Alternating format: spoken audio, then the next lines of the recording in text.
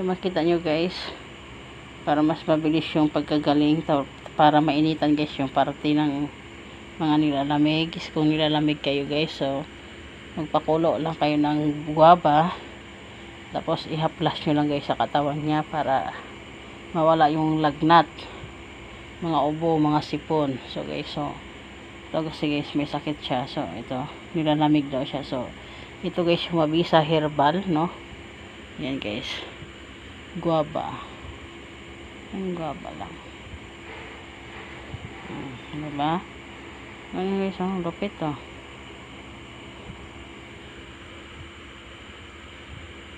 So dapat guys maganto mo siya para labas yung pawis, kahit mga siguro mga ano, mga 10 minutes siya ganyan.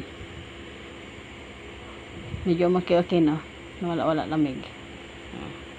Ganun lang guys, oh. Mga at least mga 8 minutes guys, makaya nyo na yung lamig.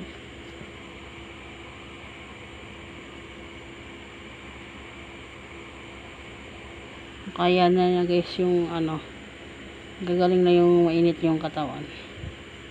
Banda sa may tiyan nyo guys, lagyan. Guys. Dito banda guys sa may tiyan, para mas ano. Ito guys yung tinatawag na herbal, no?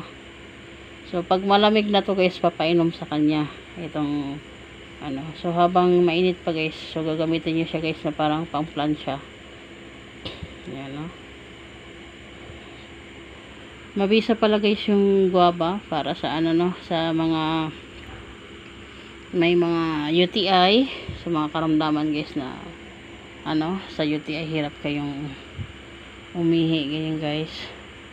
Tapos sa may mga cancer guys, mabisa din to, itong ano na to. So dito sa ano, ito,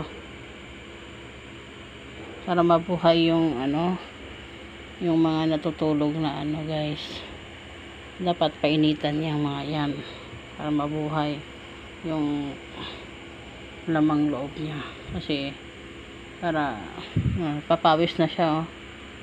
So konting ano na lang ito, papawis lang guys, ganyan lang guys, oh. Sobrang dali lang, no? Ganyan mo lang, oh. Ang mahalaga guys yung tiyan talaga guys. Yan.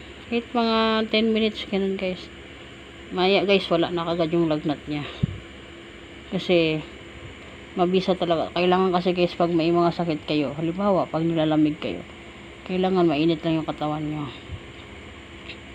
Minsan kasi pag uminom kayo ng gamot, pain reliever lang yun, pero nandyan pa rin yung sakit nyo. Unlike pag sa ganito guys, yung tradition, tsagaan nyo lang guys na magganto-ganto lang kayo, mabilis siyang gumaling. Pero ako yung pinapawisan eh, mainit kasi ng kamay ko.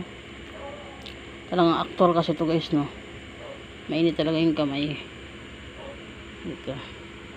So guys, makikita nyo guys, so sa tiyan natin guys tinitira.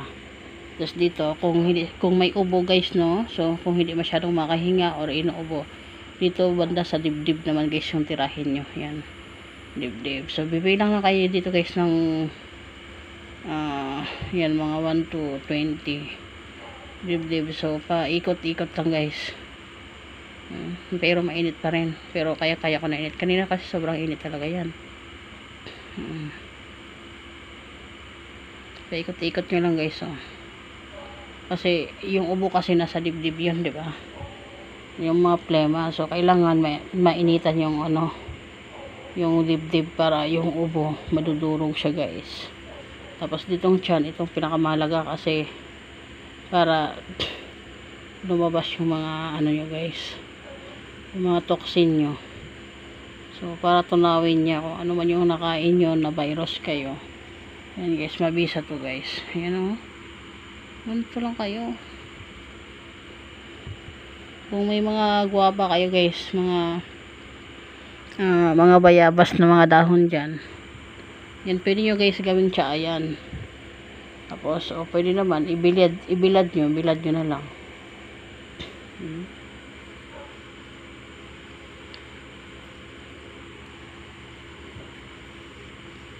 Yan, para mabuhay si Manoy. Ayan. Yan lang guys, ah. Circulate mo lang guys, circulate nyo lang. So, yan guys, so inano ko siya guys, no? Pinagulungan ko katawan niya guys ng mga 8 minutes. So, mayroon pa tayong 2 minutes na lang guys. Okay lang, ganun lang guys. Kita nyo naman siguro.